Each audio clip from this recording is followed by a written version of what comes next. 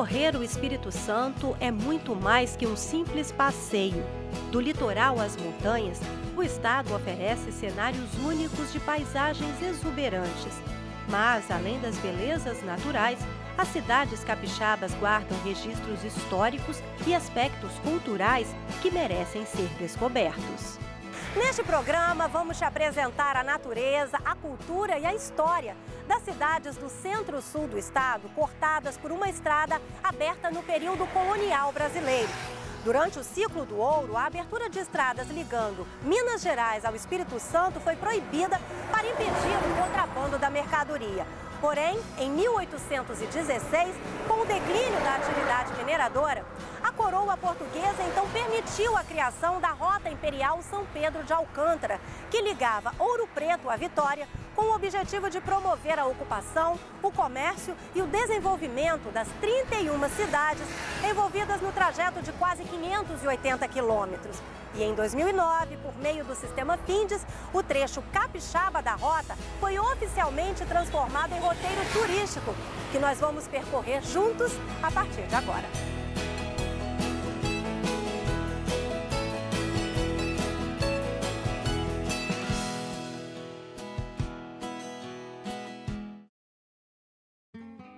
No Espírito Santo, a Rota Imperial se estende por mais de 300 quilômetros até a divisa com Minas Gerais, atravessando os municípios de Vitória, Cariacica, Viana, Santa Leopoldina, Santa Maria de Jetibá, Domingos Martins, Venda Nova do Imigrante, Conceição do Castelo, Castelo, Muniz Freire, Iuna, Ibatiba, Irupi e Ipitirama.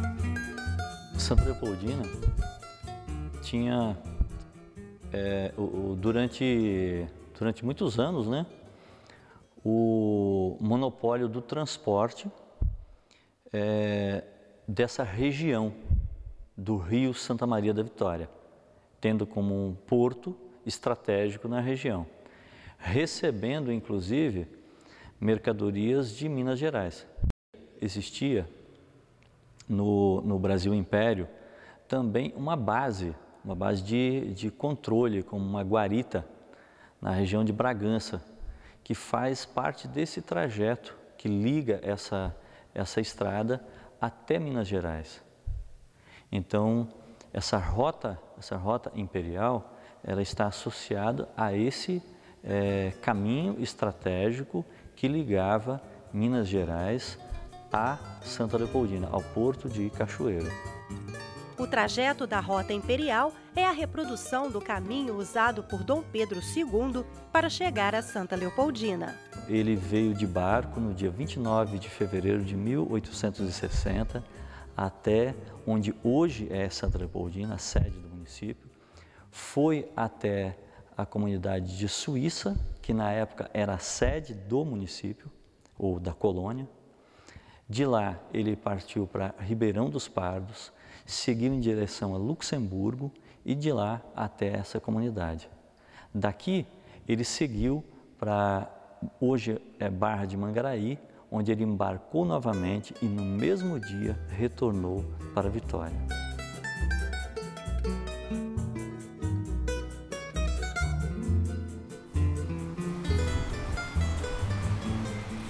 Aqui em Vitória, a capital do Espírito Santo, que este roteiro cheio de descobertas começa. O Palácio Anchieta, patrimônio histórico do estado, é o marco zero da Rota Imperial.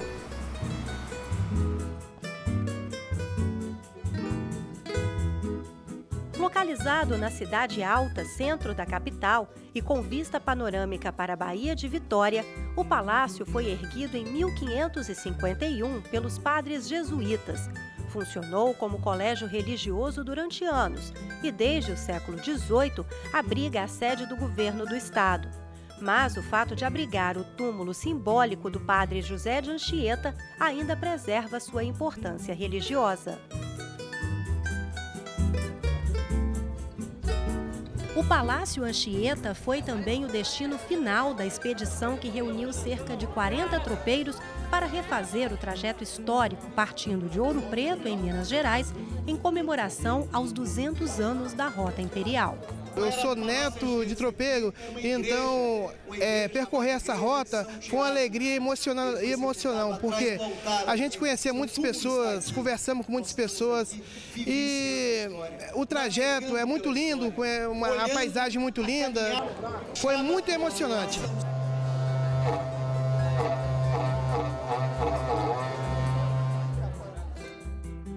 No roteiro histórico da Cidade Alta, é possível visitar ainda outras construções do gênero, como a Catedral Metropolitana e a Igreja de São Gonçalo.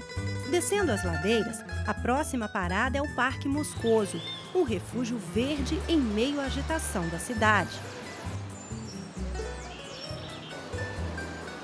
A saída de Vitória reserva outra surpresa, o Mercado da Vila Rubim, com sua variedade de artesanatos, temperos e ervas medicinais. Ao atravessar a segunda ponte, deixamos Vitória e chegamos a Cariacica, cidade que antes mesmo da criação da rota já era mais desenvolvida que a capital. Cariacica desmembra-se de Vitória em 1890. Então toda a história de Vitória acontecia dinamicamente em Cariacica, até mesmo porque Vitória, nesse período, tudo que se conhece de dinamização, desde Vila Rubim até Camburi, hoje em dia, não existia nesse período. Tudo isso é aterro a partir do século XX. Então, tudo que acontecia em matéria de comércio, plantio, espaços, estrutura de porto, era aqui em Cariacica. Nós temos o Porto Novo, Porto Velho, temos o Porto da Pedra, onde, inclusive, o Dom Pedro fez o baldeamento, né? Veio de uma barcaça maior, de Vitória. Em Porto da Pedra, ele faz um baldeamento para uma canoa menor e ele vai, então, fazer a conhecida visita dele a Santa Leopoldina. E quando ele volta pela Barra de Mangaraí, onde era, depois, quase 40 anos depois, veio a ser território de Cariacica. Então, nós temos uma cidade já desenvolvida séculos antes do imperador ou das rotas imperiais serem criadas. Na bucólica sede do município, parte da história dessa época ainda resiste ao tempo, como relata seu Artêmio sobre a importância do comércio que era ponto de encontro de tropeiros. A história dessa casa aqui que era uma venda muito importante aqui, hein? A casa de comércio muito grande, era dos secos e molhados que tinha aí, chapéu, tudo, né? E então, aí chama-se a casa dos tropeiros porque os comerciantes de lá dos interior, eles ranchavam aqui, né? Ranchavam aqui, faziam 2 marchas, né? Que era tudo onde burro, não tinha estrada de carro naquela época. E os mineiros também passavam aqui, os que vinham vender fumo, vender tocinho, essas coisas assim, que era tudo homem de burro, não tinha estrada de carro, né? E então se colocou assim como agora a venda dos tropeiros, né? Que era a venda que eles ranchavam aqui, né?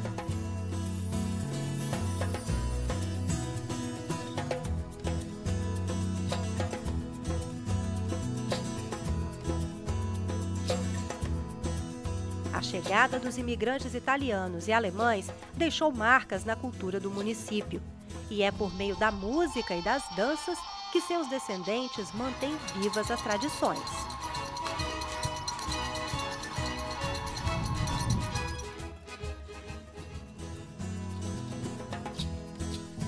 Apesar de fazer parte da região metropolitana do estado, a maior parte do território de Cariacica fica em área rural, onde está também seu principal destino turístico, o Monte Mochuara. Circuitos de agroturismo também são atrativos da região.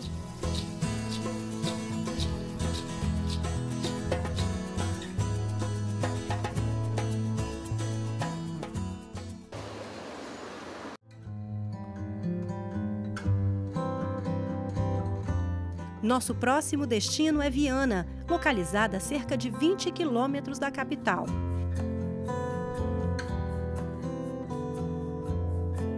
Herança da colonização portuguesa, a Igreja Nossa Senhora da Conceição, fundada em 1816, é um dos símbolos religiosos e turísticos do município.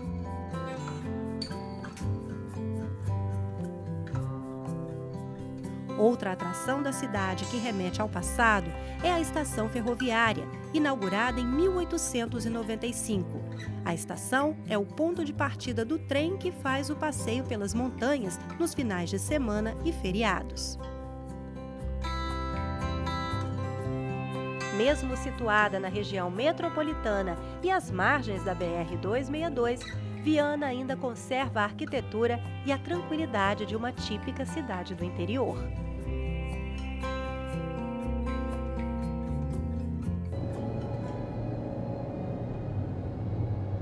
A 45 quilômetros de Viana está Santa Leopoldina, sítio histórico do Espírito Santo.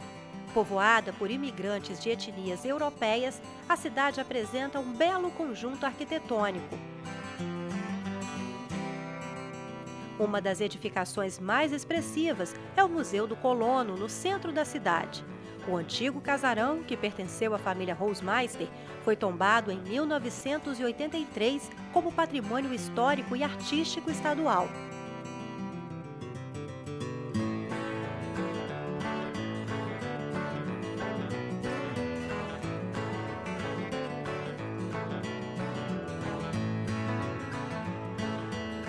Para completar o passeio, vale a pena dar uma esticada à comunidade do Tirol, a 16 quilômetros da sede de Santa Leopoldina, para conhecer a Igreja do Divino Espírito Santo. A construção do final do século XIX reflete o estilo neogótico. Seu interior guarda objetos trazidos do Tirol, na Áustria. Visitar Santa Leopoldina é contemplar a beleza arquitetônica emoldurada pela exuberância da Mata Atlântica.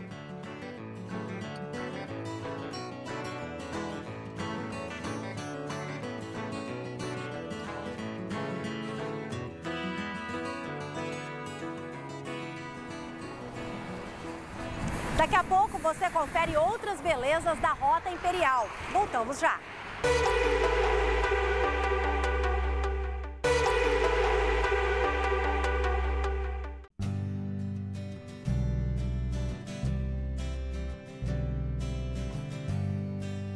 O programa Rota Imperial está de volta e continuamos nosso percurso passando por Santa Maria de Jetibá, que se orgulha do título de município mais pomerano do Brasil. Vindos da região da Pomerânia, uma província da Prússia no século XIX, os imigrantes pomeranos desembarcaram no Porto de Vitória e se dirigiram para as montanhas capixabas em busca da posse de terras. Um museu com exposição de fotos e objetos originais preserva a história desse povo que não deixa morrer suas tradições, a começar pelo idioma, ensinado às crianças até na escola. Ein, zwei, drei, vier, fünf, sechs, sieben, acht, neun, 10. A música, a dança e até os trajes usados nas festividades típicas da Pomerânia também fazem parte da cultura dos descendentes instalados em Santa Maria de Jetibá.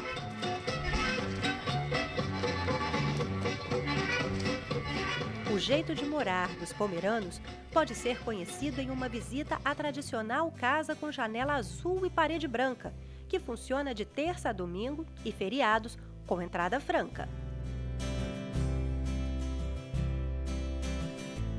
Outro ponto turístico imperdível está na praça principal. É a loja que oferece produtos artesanais feitos na cidade e também na área rural, outro atrativo do município. Um exemplo é este sítio com 1.500 pés de uvas, que podem ser colhidas por quem visita o local. Santa Maria é assim, um pedaço da Pomerânia, no Espírito Santo.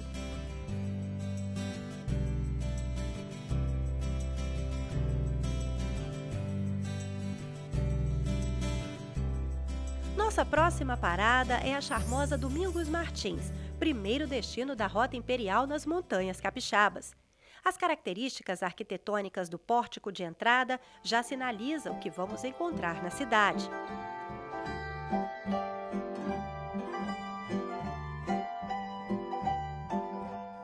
Ao Ao chegar à pracinha principal, percebemos claramente que a influência dos primeiros habitantes da região, em maior parte alemães e italianos, está presente de forma marcante no estilo de diversos imóveis, como este antigo hotel já desativado e a Igreja Luterana, um dos primeiros templos evangélicos construídos no Brasil.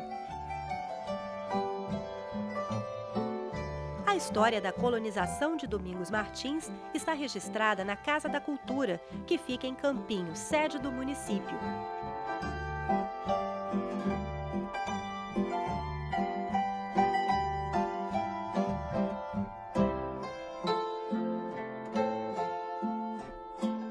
A cidade oferece ainda diferentes opções de entretenimento, concentrados na Rua do Lazer.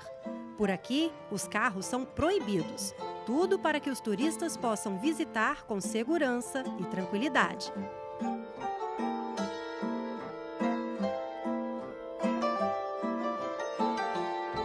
Além das atrações culturais e gastronômicas, Domingos Martins também conta com uma opção de lazer comum na região de montanha: o agroturismo. Muitos produtores rurais apostaram na ideia e transformaram as propriedades em recantos de lazer.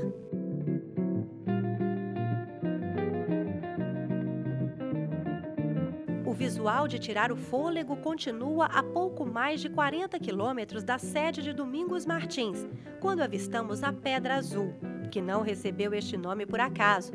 A rocha, de 1.800 metros de altura, apresenta tons de azul que variam de acordo com a luminosidade. Como a natureza ainda esculpiu a figura de um réptil no alto do monumento, ele também ficou conhecido como Pedra do Lagarto. Para proteger toda essa riqueza de plantas e animais no entorno da rocha, foi criado o Parque Estadual da Pedra Azul. São 1.300 hectares que proporcionam intenso contato com a natureza.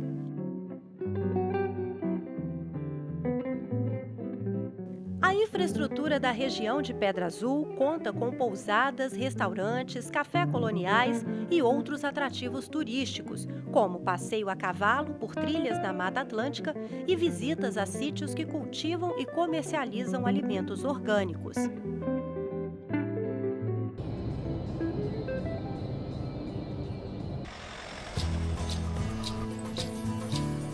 O agroturismo também é destaque em Venda Nova do Imigrante, próximo ponto no trajeto da Rota Imperial na região das Montanhas Capixabas.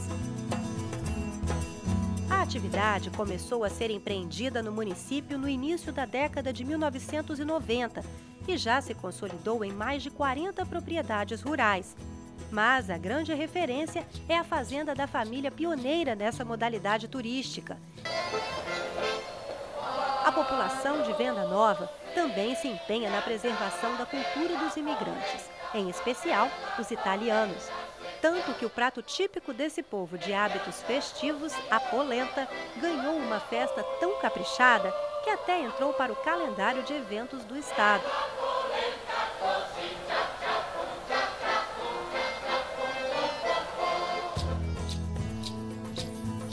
A memória da colonização é mantida por meio da conservação de imóveis históricos, como a Igreja de Pindobas. Primeira igreja erguida no município, a edificação carrega marcas do estilo arquitetônico dos imigrantes italianos.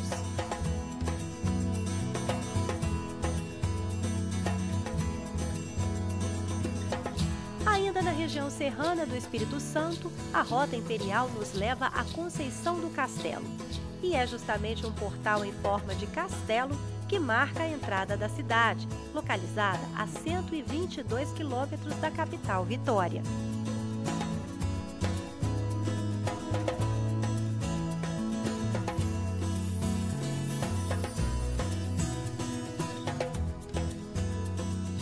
E como convém a uma cidade interiorana, a construção de maior destaque no município é a Igreja de Nossa Senhora de Conceição das Minas de Castelo. Símbolo da ocupação portuguesa na região, a igreja foi construída em 1754 e ampliada no século XIX, mas ainda mantém as características originais. O templo também abriga a imagem da santa que dá o nome à cidade e foi trazida de Portugal. Conceição do Castelo também se destaca pelas belezas naturais de fácil acesso. O potencial hídrico do local se revela a menos de 5 quilômetros da sede do município, onde estão concentradas cerca de 10 quedas d'água, em um visual de encher os olhos.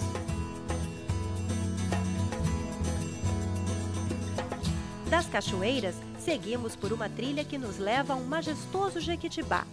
Só para abraçar seu tronco são necessários 9 homens, tamanha grandiosidade dessa árvore centenária, que reina absoluta em meio à vegetação da Mata Atlântica. Conceição do Castelo também é rica em manifestações culturais. A Folia de Reis, em homenagem a São Benedito, é a representação folclórica de maior destaque. O som da sanfona é outra paixão do povo conceiçoense. O município cedia anualmente o Festival de Sanfoneiros, a maior festa da cidade. E, no que depender do empenho das novas gerações, a tradição vai continuar.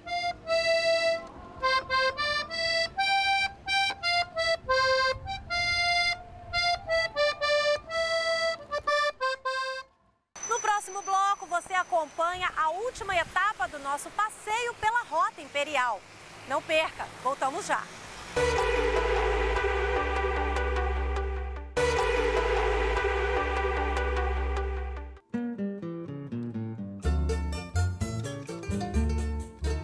Voltamos com o programa Rota Imperial para percorrer a etapa final do trajeto.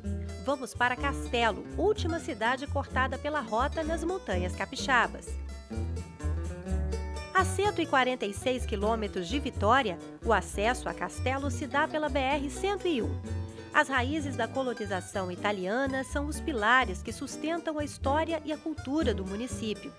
Todos os anos, a colônia de descendentes participa da tradicional festa organizada pela Società Italiana di Castello, associação sem fins lucrativos criada para resgatar e divulgar a memória dos imigrantes italianos.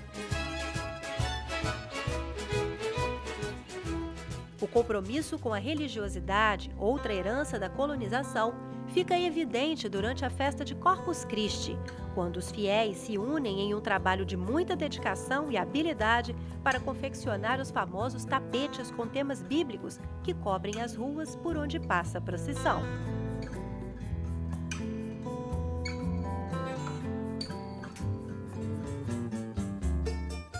Passeios ao ar livre também são ótimas opções de lazer para quem busca conhecer o município.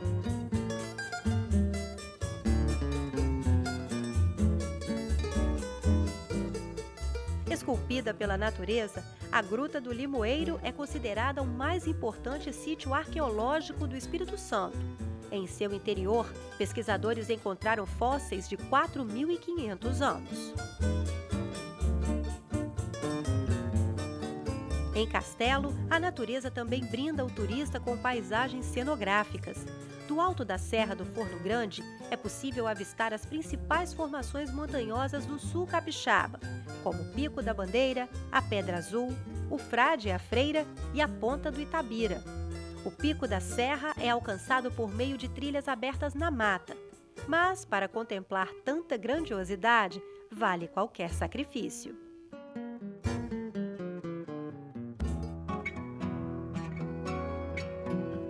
A Rota Imperial nos leva agora aos 5 municípios capixabas da região turística do Caparaó, que une o sul do Espírito Santo a Minas Gerais e ao Rio de Janeiro. A região se destaca pela exuberância da vegetação, das formações rochosas e dos mananciais, envolvidos pelo clima frio quase o ano todo.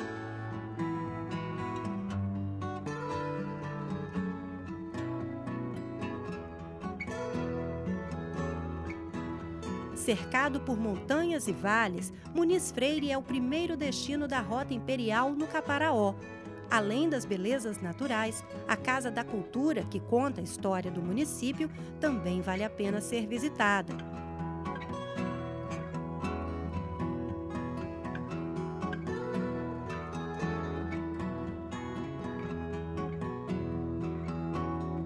Construída em 1950 em estilo neogótico, a Igreja do Divino Espírito Santo é outro patrimônio da Pacata Muniz Freire.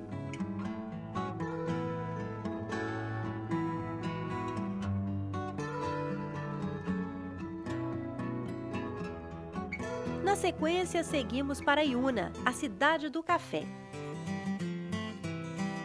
O título se deve à grande concentração de lavouras cafeeiras, responsáveis por mais de 70% da produção rural.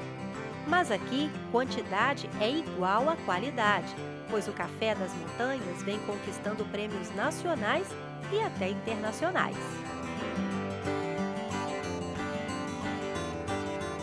Dá para passar por Iuna sem conhecer suas cachoeiras, muitas ainda intocadas. Para chegar a elas, só mesmo por trilhas percorridas a pé. Mas o visual encantador compensa a caminhada.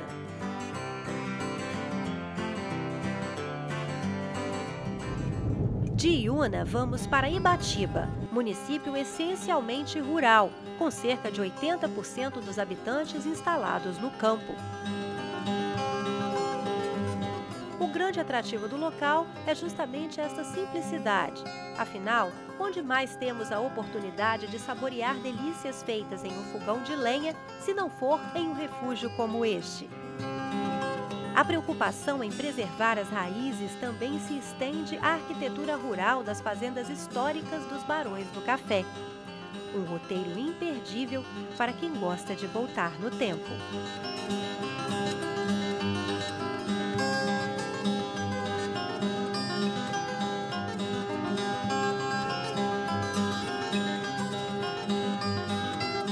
Como toda a região envolvida na Rota Imperial, Irupi também é rica em paisagens naturais.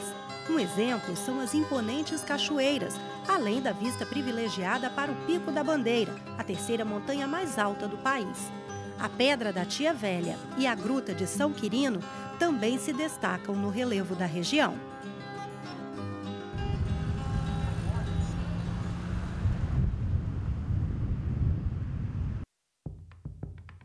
Chegamos, enfim, a Ibitirama, o último destino da Rota Imperial, localizado na Serra do Caparaó, a 215 quilômetros de Vitória.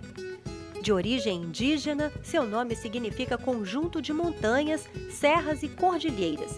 E é justamente o que avistamos ao chegar à região. Ibitirama abriga em seu território a terceira montanha mais alta do país, o famoso Pico da Bandeira, formação rochosa de quase 3.000 metros de altitude. O relevo montanhoso presenteou Ibitirama com dezenas de quedas d'água. A mais importante é a Cachoeira da Fumaça, localizada em uma área de proteção ambiental na divisa com o município de Alegre. As águas que jorram de seus 140 metros de queda formam uma verdadeira cortina de fumaça permanente. O contato direto com a natureza em seu estado bruto é o grande atrativo do município, que apresenta os maiores índices de preservação da Mata Atlântica do país. E mata preservada é garantia de continuidade para espécies de animais ameaçadas de extinção.